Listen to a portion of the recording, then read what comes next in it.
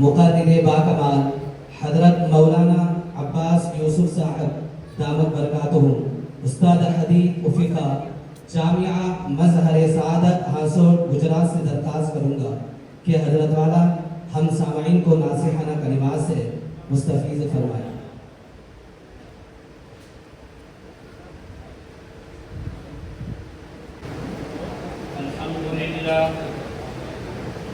الحمد لله رب العالمين، والصلاة والسلام على أشرف الأنبياء والمرسلين وعلى آله وصحبه أجمعين، أما بعد، فأعوذ بالله من الشيطان الرجيم، بسم الله الرحمن الرحيم، إنا نحن نزلنا الذكر وإنا له لحافظون، صدق الله العظيم۔ صدر محترم، علماء وقار، حفاظ اعظام، مہمانان مکرم اور پردہ نشین میری مائیں اور بہنیں، آج ہم اور آپ ایک عظیم الشان قرآنی اور جنتی محفل میں اپنے دامن کو قرآن کے شہکاروں سے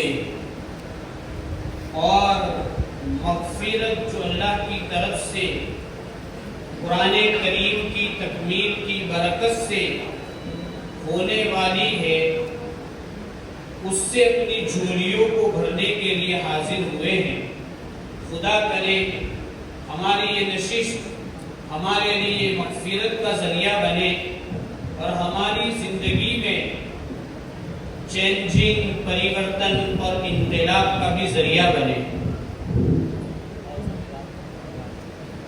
سب سے پہلے میں اس مجلس کی جو حدیث پاک میں فضیلت آئی ہے وہ مختصر عرض کرنا چاہتا ہوں، تاکہ ہم اس ثواب کو ذہن میں رکھتے ہوئے بیٹھے، تاکہ نہ اکتاہٹ ہو بلکہ ہمارا دل اور جان پوری طرح اس کی طرف متوجہ ہو۔ حدیث پاک میں آتا ہے کہ جب دین کی محفل سجتی ہے تو اس کے کل 4 فائدے ہوتے ہیں۔ سب سے پہلے سکینہ اللہ اتارتے ہیں،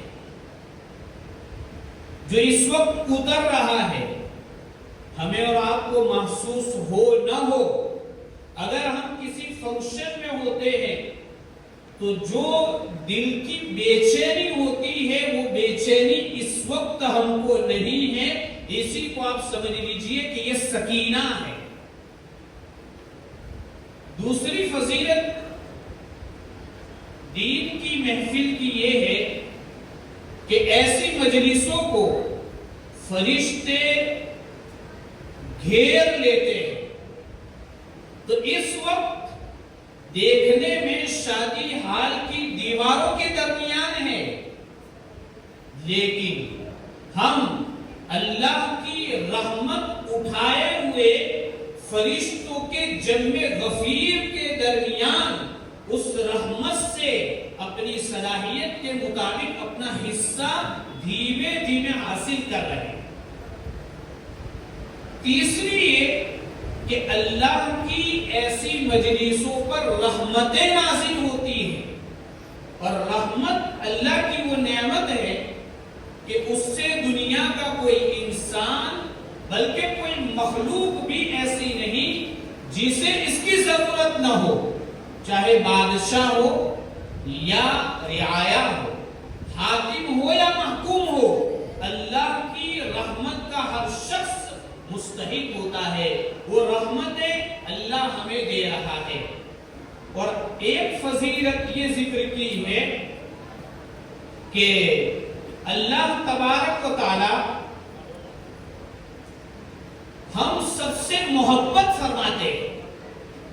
اللہ کی محبت کے سامنے کیا حیثیت ہے کسی چیز کی؟ خدا کرے یہ ساری فضیلتیں اور ساری اہمیتیں ہمیں اس کا استحضار کر کے بیٹھنے کی اور ہمیں ان تمام فضائل کا اللہ مستحق بنائے۔ محترم حضرات، مجھے مدرسے کے تعلق سے ہی کچھ عرض کرنا ہے کہ دنیا جس وقت بے دینی، ظلم، کفر، شرک، نفاق، بے حیائی، بے شرمی، بددیانتی اور جتنی خرابیاں ہو سکتی ہے تھی دنیا میں، اس وقت حضور پاک صلی اللہ علیہ وسلم کو اللہ تعالیٰ نے نبی بنایا، تو نبی بنانے کا جو پہلا پیغام بھیجا وہ بہت سارے پیغامات اتارے جا سکتے تھے۔ ظلم تھا، انصاف کی آیت اتار دیتے، بے حیائی تھی، شرم کی آیت اتار دیتے، ڈکیتی تھی، ڈکیتی کی سزا کی آیت اتار دیتے، کفر و شرک تھا، اس کی مذمت کی آیت اتار دیتے۔ لیکن قربان جائیے، اللہ سبحانہ و تعالیٰ نے اس دنیا میں اپنے کلام کا پہلا شبد اور پہلا ورڈ اور پہلا لفظ اتارنے کے لیے جس پیغام کا، جس موضوع کا، جس سبجیکٹ کا انتخاب کیا وہ کیا تھا؟ اقرأ، پڑھو۔ کیوں؟ دوسرے پیغام کیوں نہیں اتارے؟ اس لیے کہ وہ جتنی بھی بیماریاں تھی ان بیماریوں کی بنیادی جڑ جہالت تھی، اور جہالت کا مقابلہ جہالت سے نہیں علم سے ہوتا ہے۔ اندھیرا گھر ہو، کئی برسوں سے بند پڑا ہے تو اندر سانپ بھی ہو سکتا ہے، بچھو بھی ہو سکتا ہے، کیڑے بھی ہو سکتے ہیں، دشمن نے بھی گھات لگائی ہو سکتی ہے۔ آدمی اندر جائے گا اور بجلی کا کنیکشن بھی نہیں ہے تو ایسی صورت میں وہ اپنے ٹارچ لے کر جائے گا، ٹارچ جیسے چالو کرے گا ایسے ہی اندھیرا چھٹتا چلا جائے گا۔ اس لیے اس زمانے میں جتنی برائیاں تھی سب کا تعلق جہالت سے تھا، اس لیے اللہ نے اپنے کلام پاک کی پہلی آیت اتاری کہ پڑھو، اسی میں علاج ہے۔ اور جب صحابہ نے پڑھا، کیسے پڑھا؟ اقرأ بسم ربک الذی خلق، پڑھنا ایسے ہی نہیں، رب کے نام سے پڑھنا ہے۔ کس کے نام سے پڑھنا ہے؟ رب کے نام سے پڑھنا ہے، رب کے حکم سے پڑھنا ہے۔ رب نے جس چیز کو پڑھنے کا کہا اس کو پڑھنا ہے، اور جیسے پڑھنے کو کہا ایسے پڑھنا ہے، اور جس لیے پڑھنے کو کہا اس لیے پڑھنا ہے۔ تو پھر انشاءاللہ ہمارے زمانے میں کہا تو یہ جاتا ہے کہ یہ سائنس کا دور ہے، علم کا دور ہے، لیکن صحیح بات یہ ہے کہ یہ مہذب جہالت کا دور ہے۔ اس لیے کہ پہلے زمانے میں تھوڑی بہت چوری کرتے تھے، آج پوری کی پوری بینک اڑا لیتے، تو کیا یہ پڑھے لکھے لوگ نہیں کرتے کیا؟ تو پڑھا تو ہے انہوں نے، لیکن رب کے نام کے بغیر پڑھا ہے، بے ایمانی کے ساتھ پڑھا ہے، تو کروڑوں ایک ساتھ اٹھا لیتے۔ وہ چور بیچارہ 50,000 چرا کے جاتا، انہوں نے تو چور سے بھی ساز باز کر لی، پولیس سے بھی ساز باز کر لی، 1 کروڑ گئے اور 2 کروڑ کا نام لکھوا دیا، 1 کروڑ سرکار سے لیتے، 1 کروڑ پبلک سے لیتے ہیں، اور اس طرح پڑھ لکھ کر چوریاں کر لیتے ہیں۔ اور ڈاکٹروں کو تو پوچھئے ہی مت، اس کو دوسرے الفاظ میں ہمارے یہاں کوئی ڈاکٹروں کو ناراض مت ہونا، ہم ڈاکٹروں کے مجموع میں ڈاکٹر کی فضیلت بھی بیان کرتے ہیں، وکالت کی فضیلت بھی بیان کرتے ہیں، لیکن میں یہ سمجھانا چاہ رہا ہوں کہ یہ جہالت کا دور ہے۔ اس لیے آج لوگ دعا مانگتے ہیں اللہ ڈاکٹر سے بچائے۔ ارے بھائی کیا ہوا تھا کہ وہ قتل خانہ ہے، کہتے ہیں کہ اپارٹمنٹ لیتے ہیں، کہتے ہیں ادھر لیبورٹری کراؤ، وہ کہتے ہیں ادھر MRI کراؤ، وہ کہتے ہیں ادھر وہ کراؤ، 8 جگہ डॉक्टर अपनी जुबान में लिखता है वो और वही समझते हैं, किसी को मुझे क्या लिखते हैं ताकि इसको कितना काटना है वो लिखते हम लोग। इसलिए भाई दोस्तों बुजुर्गों, हमारी सारी बीमारियों का इलाज और हर मसले का हल कुरान में है, इल्म में है। पहली बात। दूसरी बात, ये जो मदारिस है, मदरसे की हैसियत समाज और मुआशरे में ऐसी है जैसे किसान अनाज उगाने के लिए जमीन हमवार करता है, जोतता है, बीज डालता है, पानी की सिंचाई करता है, उसकी बॉर्डर लगाता है, उसकी निगरानी करता है, उसकी कटाई करता है, फिर मार्केट में पहुंचाता है, मार्केट से दुकानों में, दुकानों से घरों में, और सबको राहत पहुंचती है। ऐसे ही ये मदारिस है कि मदारिस में वो इल्म, वो पानी, वो दौलत दी जाती है कि जिससे मुआशरे के जितने भी तबके हैं सबको सही दीन पहुंचता है। तो क्या दुनिया वाले किसान को क्या कहते हैं? अन्नदाता। अरे देते हैं, दाता खुदा को कहा जाता है। तो क्या मेरे और आपके दिल में इन हुफ्फाज की, उन उलमा की, इन मदारिस वालों की कम से कम इतनी अजमत है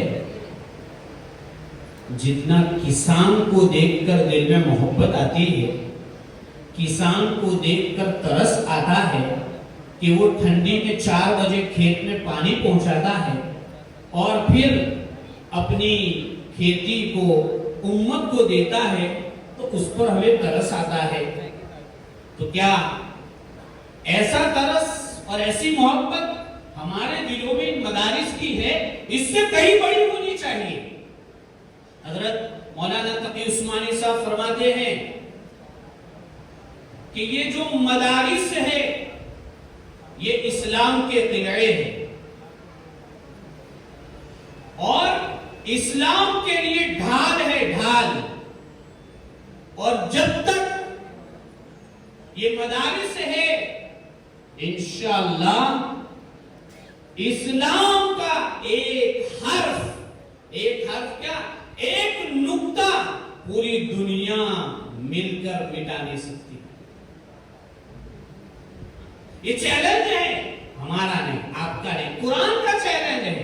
कुरान कहता है हमने उतारा है, हम हिफाजत करेंगे। तो जाहिरी बात है कि अल्लाह हिफाजत कैसे करेगा? हम देख रहे हैं मासूम छोटे छोटे नन्हे बच्चे याद कर रहे। कहां याद कर रहे? मदरसों में याद कर रहे, किसके पास याद कर रहे? उस्तादों के पास याद कर रहे। तो अल्लाह कुरान के नुस्खों की भी हिफाजत करेगा, इन हुफ्फाज की भी हिफाजत करेगा, इनके सीनों की भी हिफाजत करेगा, इन मदारिस की भी हिफाजत करेगा, और इनसे जो मोहब्बत करेगा इंशाअल्लाह उनके घर वालों को भी अल्लाह दीन से नवाजेगा। ये तो लूटने का काम है। उसके अलावा हजरत थानवी रहमतुल्लाह अलैह फरमाते हैं, हजरत थानवी आज से कह लीजिए 70-80 साल पहले उस वक्त कह रहे थे कि इस वक्त मदारिस की दुनिया को बहुत बड़ी जरूरत है, और कहते थे ये बड़ी नेमत है, इससे बढ़कर ईमान के बाद कोई बड़ी नेमत नहीं, ईमान के बाद इससे बड़ी कोई बड़ी नेमत नहीं। क्यों नहीं? इसलिए कि ये है तो दीन है, ये है तो इस्लाम है, ये है तो टोपी झब्बा है, ये है तो दावत और तबलीग है, ये है तो खानकाहें हैं, ये है तो इस्लामी शायर है, ये है तो मीनारें हैं और अजानें हैं। ये मामूली नहीं है। जितनी अहमियत मैं और आप नहीं समझ रहे मदरसे की, इतनी अहमियत हमारा दुश्मन समझ रहा है। अगर हम अब भी नहीं समझेंगे तो फिर आगे آگے میں نہیں بولوں گا، اس لیے کہ یہ مجمع وہ نہیں جو نہیں سمجھتا ہے، سب کچھ سمجھتا ہے، اور انشاءاللہ اور سمجھے گا اور اپنی محبتوں کو بڑھائے گا۔ ورنہ جس وقت گورے انگریزوں نے، گورے انگریز اس لیے کہہ رہا ہوں کہ اس وقت کالے انگریز ہے، گورے انگریزوں نے اس ملک پر اپنا قبضہ کیا تو دہلی کے اطراف سے تقریباً 1000 مدارس کو ختم کیا، چونکہ وہ سمجھتا تھا کہ اس ملک میں ایمان اور اسلام اور مسلمانوں کا کام ختم کرنا ہے تو ایک ہی علاج ہے، مدارس کو ختم۔ 1000 مدارس۔ اندلس اسپین میں جب انقلاب آیا تو وہاں سب سے پہلے 2500 مدارس و مراکز کو ختم کیا گیا۔ یوگوسلا میں جب اس طرح کا مسئلہ پیدا ہوا 250 مساجد اور 15 بڑے دینی مراکز کو ختم کیا گیا۔ اس لیے بھائی دوستو بزرگوں، ہم اہمیت نہیں سمجھ رہے ہیں، ہمیں سمجھنا ہوگا، اور اس وقت ہمارا ملک بھی کچھ اسی طرح چلنا شروع ہو گیا ہے۔ اس لیے بھائی دوستو بزرگوں، ہم مدارس کی اہمیت کو سمجھیں۔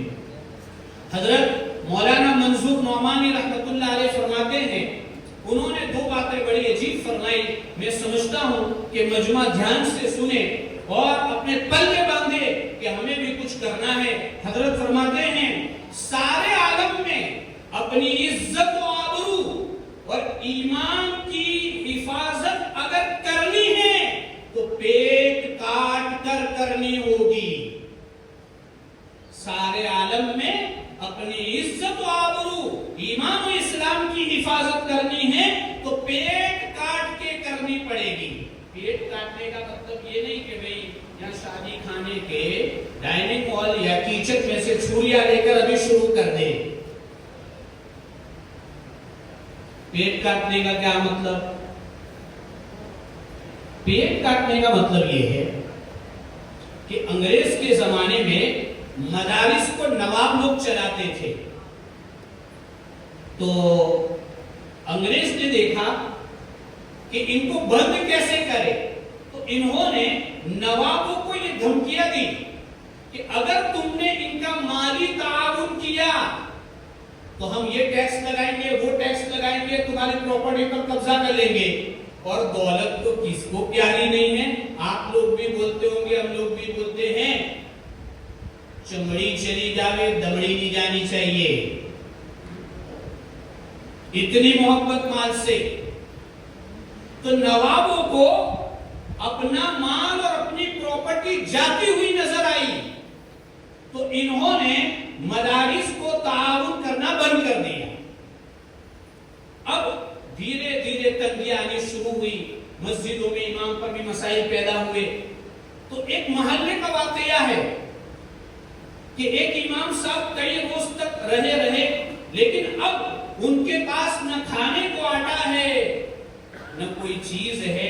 انہوں نے بستی والوں سے کہا، میری مائیں اور بہنیں بھی اس کو سنیں، خصوصی طور پر میں توجہ چاہوں گا کہ امام صاحب نے محلے والوں سے کہا کہ میرے بھی بیوی بچے ہیں، میں بھوک کب تک برداشت کر سکتا ہوں، اس لیے اب میں کہیں جا کر اپنا کچھ جگاڑ لگا لیتا ہوں۔ جب یہ بات محلے کی عورتوں کو پتا چلی تو محلے کی عورتیں اپنے گھر سے کوئی کٹورے میں کوئی تھالی میں آٹا لے کر آئی اور امام صاحب کے برتن میں ڈالا اور کہا، امام صاحب ہم ایک وقت بھوکے رہ سکتے ہیں لیکن اپنی اولاد کو بغیر مکتب، بغیر مدرسے کے اور بغیر قرآن کے نہیں رکھ سکتے ہیں۔ اس کو بولتے ہیں پیٹ کاٹ کر دین کی حفاظت کرنا۔ نیت کرتے ہو؟ ارے اتنے بڑے مجمع میں انشاءاللہ سنائی دیتا تو یہ حال ہلنے لگتا۔ ارے نیت کرتے ہو کہ نہیں کرتے ہو؟ ابھی بھی تھوڑا پیچھے سے جیسی آواز آنی چاہیے نہیں آئی، ایسا لگتا ہے کہ شاید تھوڑی دیر ہو گئی.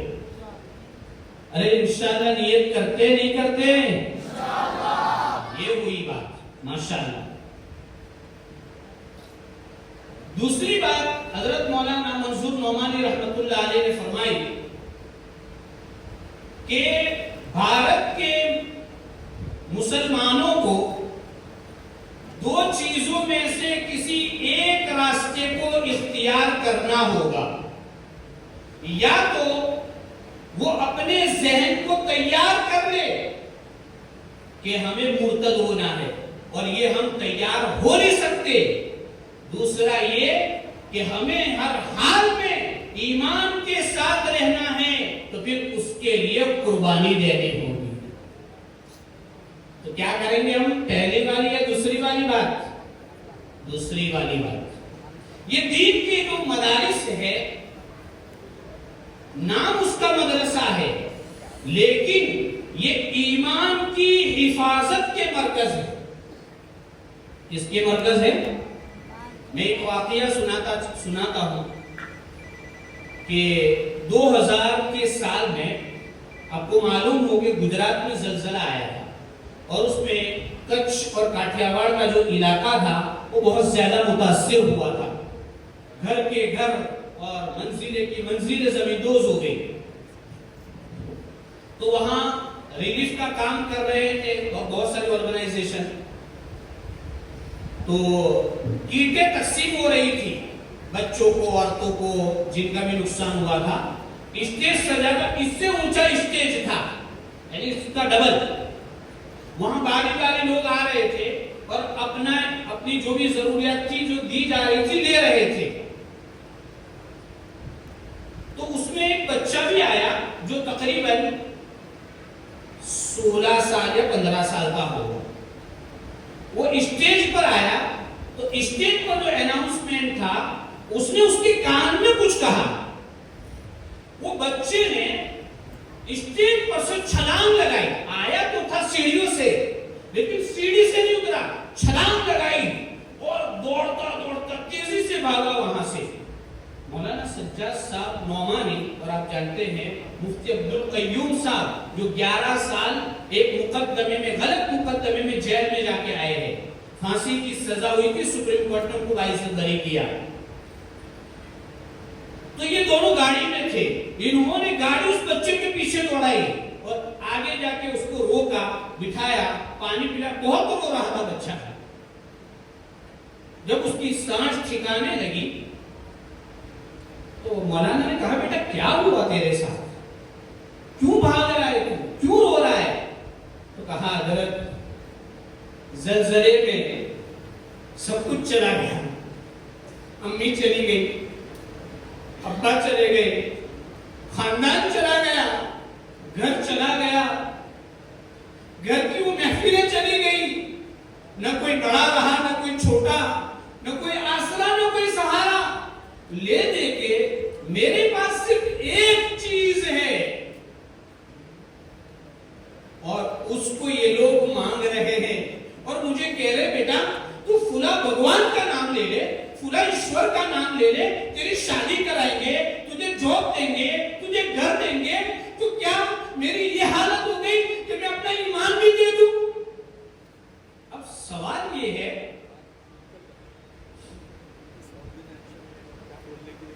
انہوں نے کہا کہ اس بھگوان کا نام لو، اس کا نام لو، یہ نعرہ لگاؤ، وہ نعرہ لگاؤ، ہم سب کچھ دیں گے تمہیں. تو اس بچے نے وہاں سے چھلانگ لگا دی.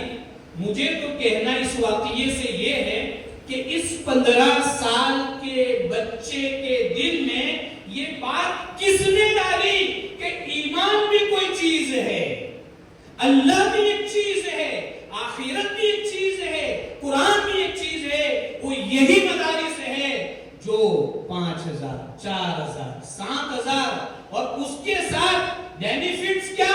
تانے.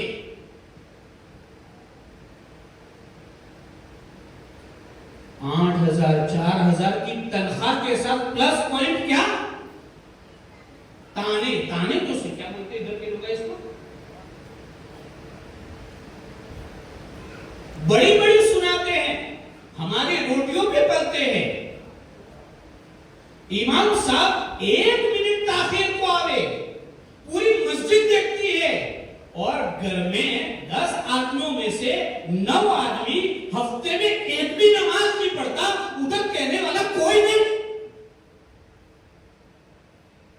ट्रस्टी भी ट्रस्टी बन जाता है, और मुतवल्ली भी ट्रस्टी बन जाता है, और मुत्तली भी ट्रस्टी बन जाता है।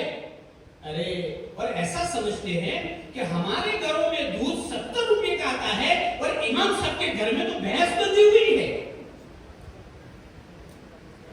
उसको तो दूध की जरूरत नहीं। समझना होगा, अगर हमने इन उलमाए किराम, हुफ्फाज़े निज़ाम और मदारिस से बेरुखी बरती, तो मदारिस में तलबा कम आएंगे और उसका भुगतान हमें ही भुगतना होगा। आइए दोस्तों बुजुर्गों, हजरत मुफक्किर इस्लाम मौलाना अली मियां रहमतुल्लाह अलैह फरमाते हैं कि ये मदारिस ही वो नेमत है कि जब तक ये बाकी है हम बाकी हैं।